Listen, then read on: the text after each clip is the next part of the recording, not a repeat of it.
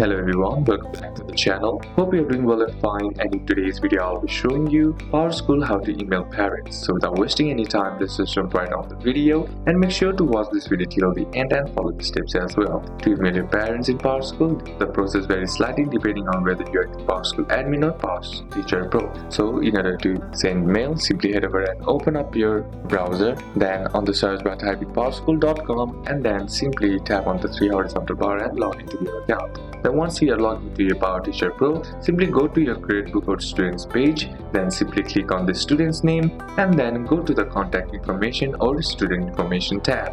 Then simply locate the parent or guardian email address and then click or copy the email address to send via your email client, example Outlook or Gmail. Power Teacher Pro doesn't have built-in bulk email sending. Use your school's email system or messaging platform for multiple parents. So these are a couple of steps that you can apply, and that's it for today's video, guys. Hope this video was useful to you. Leave a like if it did, comment down any questions that you have, and see you soon on the next one.